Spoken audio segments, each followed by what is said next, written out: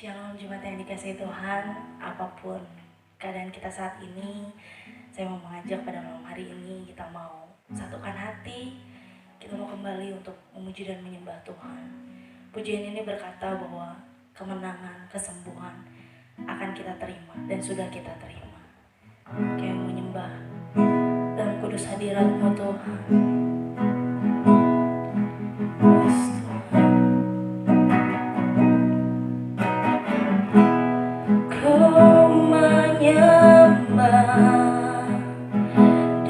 Dalam kudus hadirat-Mu, hampiri tata kasih karunia-Mu Bapa,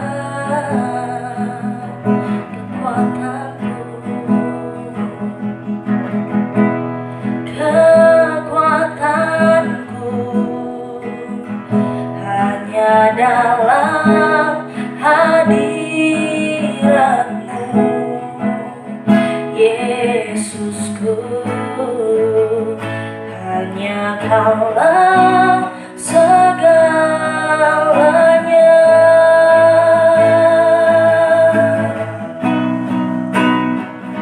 Ku yakin Kau hadir di sini, ku rasakan kuasa yang tak terbatas.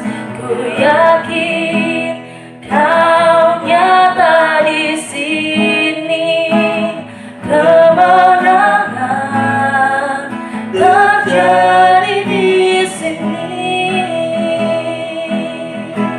Kami menyembah-Mu, ku menyembah dalam kudus hadirat-Mu, hampiri tata kasih karunia-Mu Bapa,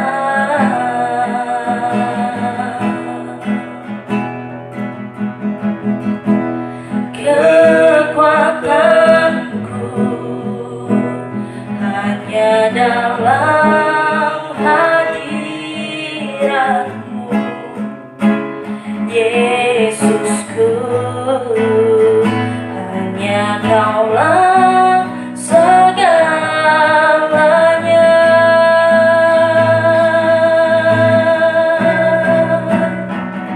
Ku yakin Kau hadir di sini, ku rasakan kuasa yang tak terbatas.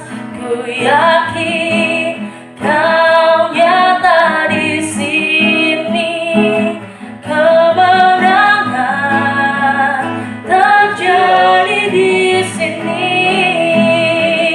Ku yakin Kau hadir di sini, ku rasakan kuasa yang tak terbatas.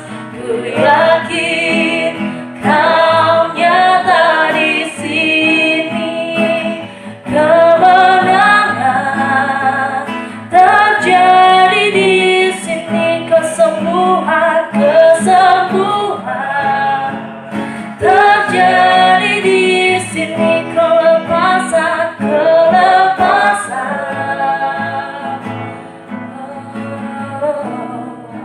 terjadi di sini.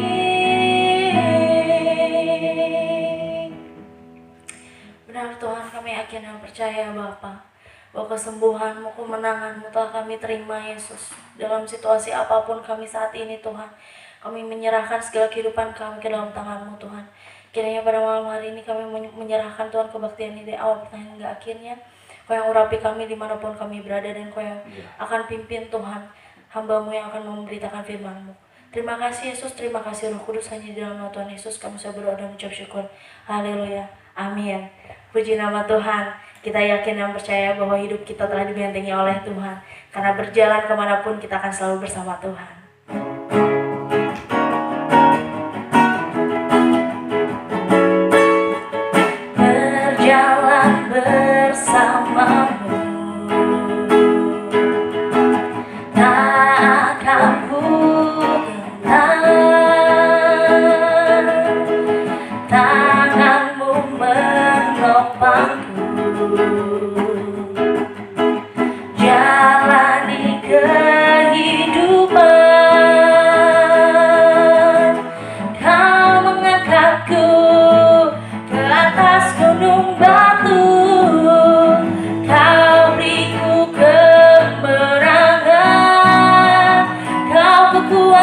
kekuatanku, menopang hidupku, panji keselamatan. Kau buktikan kasih setiamu, benteng hidupku. Tak akan ku takut, sebab ku tahu Engkau besertaku. Yesus, jaminan hidupku. Mari kita sama-sama berjalan bersama Tuhan. Berjalan bersamamu, takkan pernah kami gentar Tuhan, akan ku gentar. Tanganmu menopangku, jalani kehidupan. Kau mengangkatku ke atas gunung batu, Kau beriku kemenangan.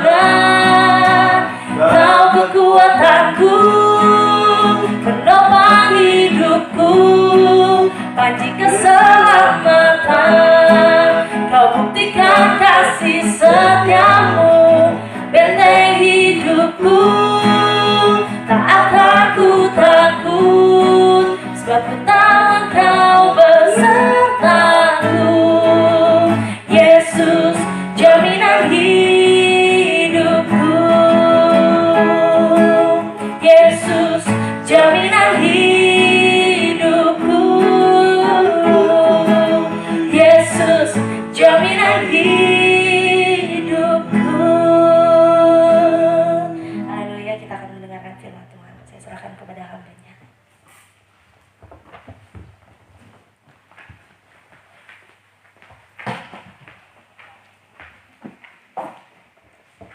Bapak Ibu Saudara, mari kita akan masuk dalam doa, mempersiapkan diri mendengarkan firman Tuhan. Bapa di dalam surga, terima kasih untuk pujian yang telah menghantar kami masuk di dalam hadirat-Mu. Dan sungguh kami percaya bahwa pujian ini telah memberkati kami semua. Dan kami percaya pula bahwa firman-Mu yang sebentar akan kami dengar, memberkati, memberikan kekuatan kepada setiap kami, seluruh umat Tuhan yang percaya kepadamu. Terpujilah nama Tuhan, kami siap mendengarkan firman Tuhan, dan jam pemberitaan firman Tuhan dari awal sampai pada akhirnya ada di dalam pertolongan Tuhan. Di dalam nama Tuhan Yesus Kristus kami berdoa dan kami sudah bersyukur. Haleluya. Amin. Bapak Ibu Saudara yang dikasihi oleh Tuhan, sepekan ini kita merenungkan tentang firman yang bekerja di dalam kehidupan kita. Malam hari ini firman Tuhan diambil dari kitab 1 Tesalonika pasal 2 ayatnya yang ke-13. Sebenarnya ada baiknya jika di rumah Bapak Ibu membaca mulai dari ayat 1. Tetapi kesempatan hari ini saya ingin membaca satu ayat. Dalam ayat yang ke-13 firman Tuhan berkata demikian.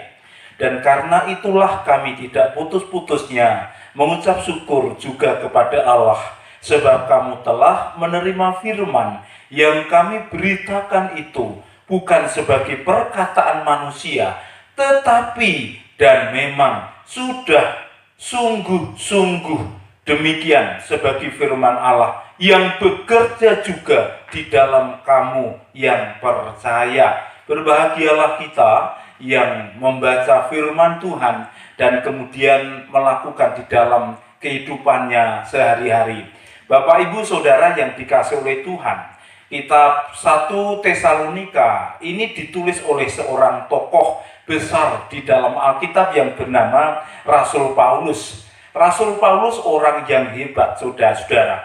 Tetapi sesungguhnya jika kita memperhatikan latar belakang kehidupan Paulus sebelum mengenal Tuhan, sungguh-sungguh mengerikan, karena Paulus adalah seorang yang tidak suka dengan firman Tuhan. Paulus orang yang benci dengan orang-orang Kristen, sehingga dimanapun orang Kristen berada dan itu didengar oleh Paulus, maka Saulus waktu itu ingin selalu membunuh mereka. Tetapi apa yang terjadi secara singkat dalam perjalanan ke Damsyik?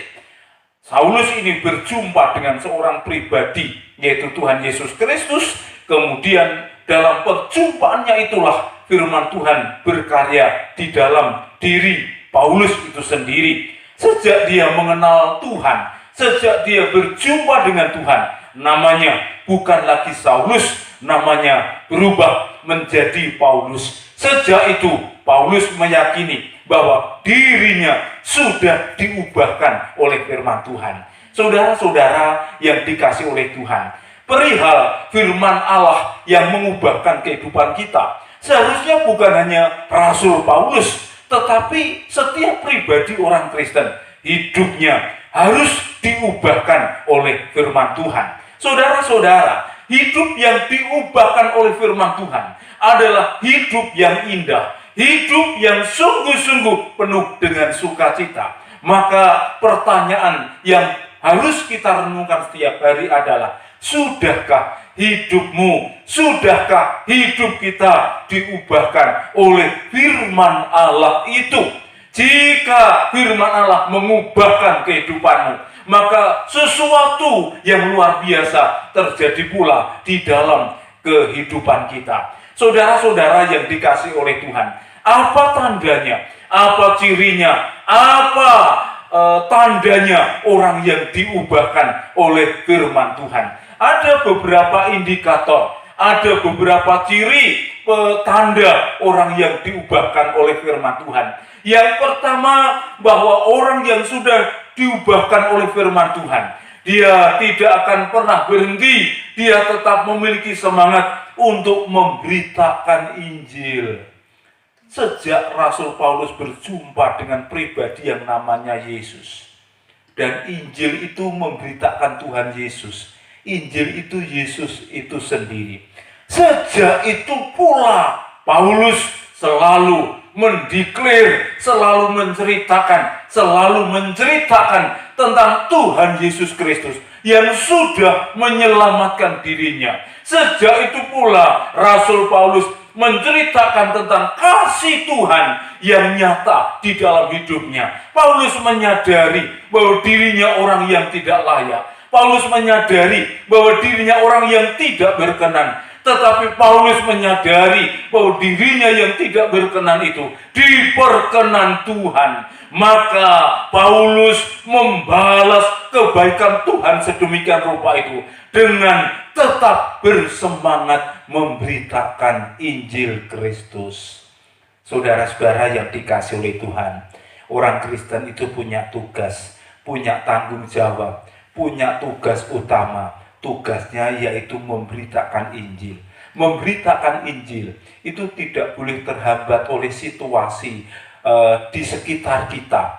Maka kepada Timotius, Rasul Paulus itu pernah berbicara, baik maupun tidak baik keadaannya, tetaplah engkau memberitakan Injil.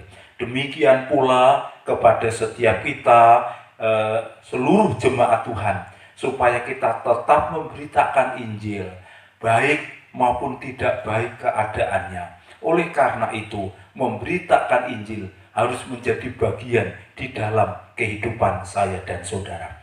Ini tanda pertama, ini ciri pertama orang-orang yang hidupnya sudah diubahkan melalui firman Tuhan atau oleh firman Tuhan. Sekali lagi, orang-orang yang demikian, dia tidak akan pernah berhenti menceritakan tentang kasih dan kebesaran Tuhan di dalam kehidupannya. Yang kedua, Bapak, Ibu, saudara-saudara yang dikasih oleh Tuhan, bahwa tanda atau ciri orang yang sudah diubahkan oleh firman Tuhan itu adalah dia berani menghadapi segala macam kesulitan.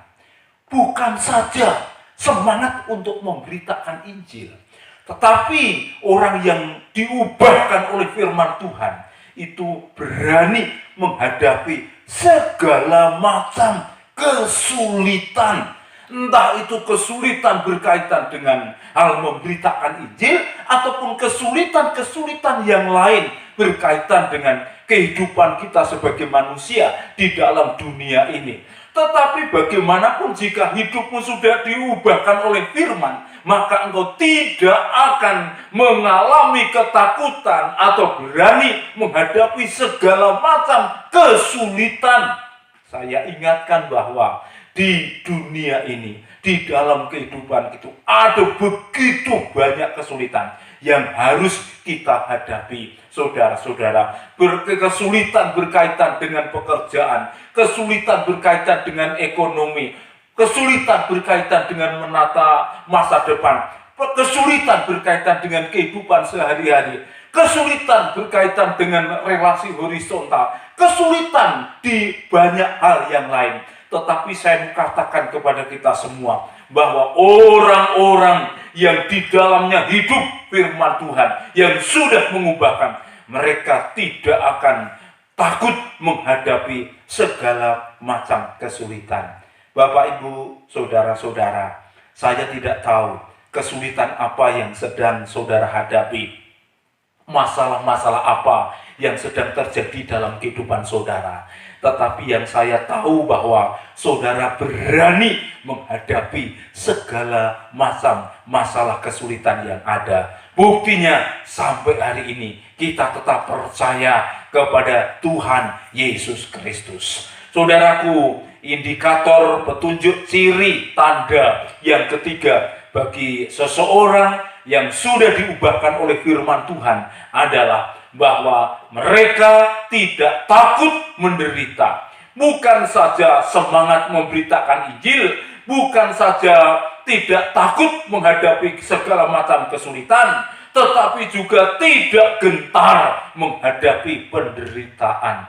Saudara-saudara yang dikasihi oleh Tuhan, sejak manusia jatuh di dalam dosa, maka di situ pula hadir penderitaan manusia. Maka jika manusia menderita sampai detik hari ini, kita tidak boleh menyangkalnya, kita tidak boleh menolaknya. Bahkan terhadap penderitaan, kita harus artinya menerima penderitaan itu dengan penuh sukacita. Apapun yang terjadi, penderitaan macam apapun di dalam kehidupan ini. Tetapi sekali lagi kuncinya, apakah dirimu sudah diubahkan oleh firman Tuhan? Jika firman Allah itu sudah mengubahkan dirimu, maka apapun penderitaan yang kau hadapi, engkau tidak akan pernah mundur sedikit pun. Bahkan engkau terus maju bersama-sama dengan Tuhan. Saudara-saudara yang dikasihi oleh Tuhan, yang terakhir, bahwa orang yang sudah diubahkan oleh firman Tuhan, dia tidak akan takut menghadapi kematian, atau dia siap dengan kematian itu sendiri. Rasul Paulus di dalam kehidupannya itu ada banyak penderitaan. Saya pernah menceritakan itu di khotbah umum berkaitan dengan Paulus sebelum dia datang ke Tesalonika itu. Di Filipi dia menghadapi penderitaan, kesulitan sedemikian rupa karena dia harus masuk dalam penjara. Dan keluar masuk penjara itu bagi Paulus hal yang biasa. Padahal saudara-saudara, kalau Paulus itu di penjara kemudian dilepaskan, itu bukan berarti bersenang-senang, karena ada kemungkinan dia dilepaskan dan nanti akan dibunuh. Tetapi Paulus sedikit pun tidak gentar menghadapi kematian. Kematian menjadi sesuatu yang tidak menakutkan Paulus. Ia siap untuk mati. Maka di dalam hidupnya Paulus berkata demikian, bagiku hidup adalah Kristus, dan kalau aku mati adalah sebuah keuntungan. Saudara-saudara, apakah engkau seperti Rasul Paulus yang hidupnya sudah diubahkan oleh Tuhan, tidak gentar dengan kematian? Kalau engkau masih diizinkan hidup sampai hari ini, itu berarti engkau harus melayani Tuhan. Tapi jika engkau harus mati, itu mati bersama dengan Kristus. Bagiku mati adalah keuntungan. Mati adalah sebuah keuntungan yang besar. Oleh sebab itu, hidup tidak takut, mati juga tidak takut. Jemaat Tuhan, mari kita berdoa supaya betul-betul hidup kita diubahkan oleh Tuhan. Amin. Kita berdoa bersama-sama. Bapa di dalam surga, terima kasih untuk firman-Mu yang telah disampaikan oleh hamba Tuhan. Kami tahu betul bahwa firman tidak hanya kami dengar, kami baca, harus kami renungkan, harus kami lakukan, harus kami bagikan, dan bahkan firman itu harus mengubah kehidupan kami.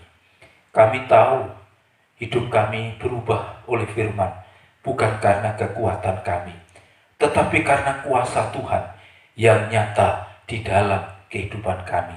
Terpujilah Tuhan selama-lamanya. Kami panjatkan doa kami dengan penuh iman. Kami berdoa untuk seluruh jemaat-Mu, dimanapun mereka berada. Kami tahu mereka tidak gentar menghadapi kesulitan. Mereka tetap bersemangat memberitakan Injil. Mereka tidak takut menghadapi penderitaan. Bahkan mereka tidak takut menghadapi kematian.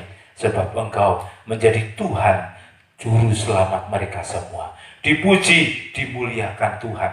Sekali lagi kami mendoakan untuk seluruh pelayan-pelayan-Mu dimanapun mereka berada. Kiranya Tuhan mengurapi pelayan-Mu dengan kuasa dari tempat yang maha tinggi, dengan kuasa Roh Kudus, sehingga saat mereka melakukan tugas pelayanan, nama Tuhan diagungkan. Kini kami mendoakan untuk jemaat Tuhan yang sedang sakit, kiranya Tuhan menolong dan memberikan kesembuhan kepada mereka. Terpujilah Tuhan, dalam nama Tuhan Yesus Kristus kami berdoa dan bersyukur. Haleluya.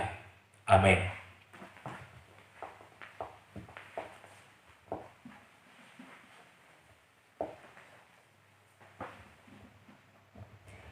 Baik jemaat Tuhan, mari kita mau berikan yang terbaik bagi Tuhan. Saya ajak jemaat Tuhan untuk berdoa bersama-sama. Tuhan Yesus, terima kasih Tuhan untuk firman-Mu yang terus mengingatkan kami. Tuhan, kalau sebentar kami akan memberikan yang terbaik untuk Engkau. Kau yang berkati Tuhan setiap pengurus setiap majelis yang akan mengelolanya. Tuhan, kiranya persembahan ini bisa menjadi perluasan akan kerajaan-Mu di tempat ini. Terima kasih Yesus, terima kasih Roh Kudus. Hanya dalam nama Tuhan Yesus kami sudah berdoa dan mengucap syukur. Haleluya, amin. Mari jemaat Tuhan untuk menyiapkan sebuah amplop, lalu masukkan persembahan Bapak Ibu Saudara sekalian ke dalam amplop tersebut dan ditulis doa malam. Kemudian simpan dahulu amplop tersebut dalam Alkitab Bapak Ibu Saudara, dan nanti akan dikumpulkan saat kegiatan gereja berjalan kembali. Terima kasih untuk perhatiannya. Saya serahkan kepada Om Titus untuk menutup kita dalam doa.